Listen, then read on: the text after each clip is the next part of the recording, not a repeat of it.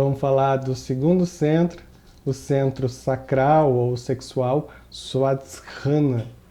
É o centro que fica aqui entre o nosso, né, essa areazinha que a gente vai visualizar aí na imagem, esse espaço exatamente onde fica localizado esse chakra, certo? Então, acompanha na imagem para a gente poder ver.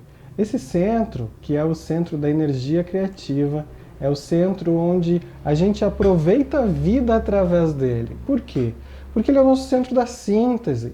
É nele onde a gente vai encontrar o resultado, a sintetização de tudo que existe no mundo material e também no mundo espiritual.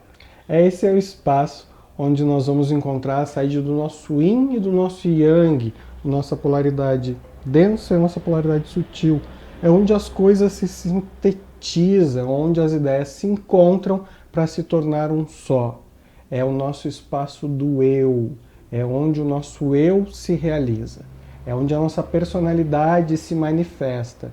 Lembra que lá no chakra raiz, no chakra básico, a gente falava que ele trazia energia ancestral? Então, aqui nesse chakra a gente já tem toda a nossa consciência, a nossa estrutura misturadas a esses elementos para sintetizar a nossa realidade. Toda vez que a gente tem esse centro de uma forma equilibrada, de uma forma harmônica, a gente vai aproveitar a vida de uma forma prazerosa, a gente vai ter criatividade para fazer as coisas, a gente vai ter ideias para solucionar os nossos problemas, a gente vai conseguir olhar para a vida de forma proativa e pró-solução.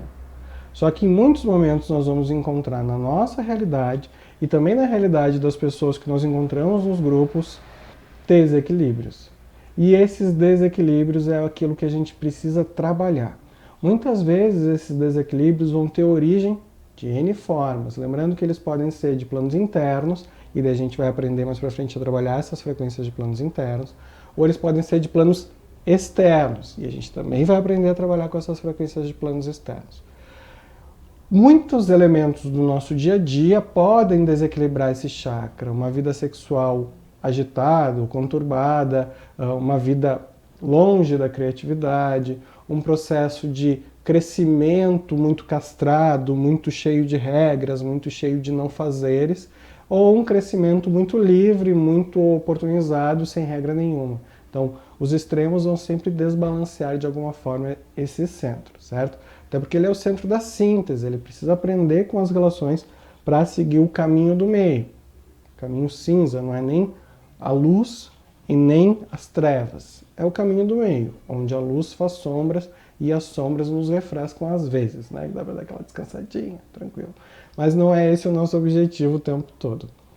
A gente precisa compreender que esse centro, quando ele está desequilibrado de uma forma hiperativada, a gente vai estar extremamente sexualizado ou com fome demais, apetite demais, gula, vontade de comer. São uma série de aspectos que vão trazer para a nossa realidade essa ansiedade pelo prazer material, pelo sensorial, por sensorializar, certo? Quando ele está hipoativado, quando ele está negativado de alguma forma, está muito lento, o contrário acontece. Então a gente vai estar muito mais querendo fazer experiências internas, mais dentro da nossa mente, mais pensativo, menos ideias acontecendo no mundo material, menos criatividade. Como é que a gente faz para equilibrar? E a nossa mente nos perguntando o que realmente nos move. Será que esse externo, esse prazer é realmente o que eu quero ou tem algo a mais, né? Quando ele está hiperativado, será que isso realmente vai me deixar feliz?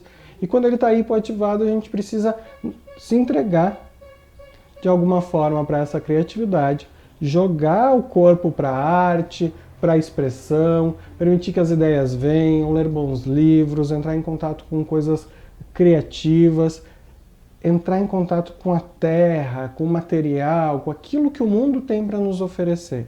Sair um pouco do nosso espaço da nossa mente, do nosso espaço meditativo, entrar em contato com pessoas, conhecer histórias, conhecer movimentos. Até porque quando ele está enfraquecido, a gente vai ter elementos como impotência, né, disfunções no ciclo hormonal, uma série de coisas relacionadas com o enfraquecimento desse chakra. E quando ele está hiperativado, ele está extremamente fortalecido, a gente vai ter dificuldades também para refrear os nossos instintos. Então, como esse é a sede da síntese, a síntese entre o emocional e o racional, entre o denso e o sutil, entre aquilo que é inspiração e aquilo que é memória, é o espaço onde a gente mistura as informações para criar a nossa realidade. Então, muitas vezes nós vamos encontrar pessoas que estão com distúrbio de realidade. Elas estão vivendo num mundo onde parece que aquela não é a vida delas. Normalmente quando o centro está hipoativado, né? Então elas não se sentem pertencentes àquela realidade, elas estão deprimidas, elas estão sexualmente impotentes, uma série de aspectos a essa hipoativação. Quando elas estão hiperativadas, elas vão ter gula demais, vontade demais para as coisas materiais, um desejo excessivo dos aspectos todos da realidade material. Como que a gente faz então para equilibrar? Primeiro, a cor laranja é a cor que mais equilibra esse chakra, porque ela é a ressonância desse chakra. E a gente precisa fazer ressoar com esse aspecto. Elementos cítricos vão ajudar muito a síntese dessa criatividade. E elementos doces também, como a baunilha e outros elementos. Doce a gente nunca está falando de açúcar, porque o açúcar desequilibra esse centro, certo? Então, crianças com excesso de açúcar vão hiperativar esse centro. Já o contrário acontece com os adultos. A gente vai começar a ter uma hipoativação desse centro com os excessos de açúcar. Então a gente precisa ter cuidado, que a criança vai sendo gerada com excesso de açúcar, vira um adulto, né? Porque ele hiperativou muito tempo esse centro, depois ele vai ficar cansadinho, não tem o que fazer. Precisa dar aquela descansada, aquela normalizada. Então, entrar em contato com a natureza. Dentro do aspecto apométrico, a gente vai poder criar no astral essa luz laranja e também elementos florais, os micro-organizadores florais, com esses cítricos, né? Com todos esses aromas cítricos, o limão, a laranja, a flor de laranjeira, esses aspectos todos que de certa forma harmonizam esses centros. Quem gosta de trabalhar com pedras e cristais também vai poder manifestar no astral essas pedras e esses elementos, tanto para trabalhar com frequências internas, quanto trabalhar com frequências externas. É importante ressaltar que, uma vez que nós limpamos as frequências, sejam internas ou externas, o indivíduo precisa ter uma atitude mais saudável. Então, se ele vem para nós com essas informações para o grupo, onde ele diz que ele está depressivo, que ele está sem criatividade, que ele está sem vontades, né? E essas vontades são sexuais, ele precisa estabelecer uma nova rotina, porque as frequências vão ser limpas.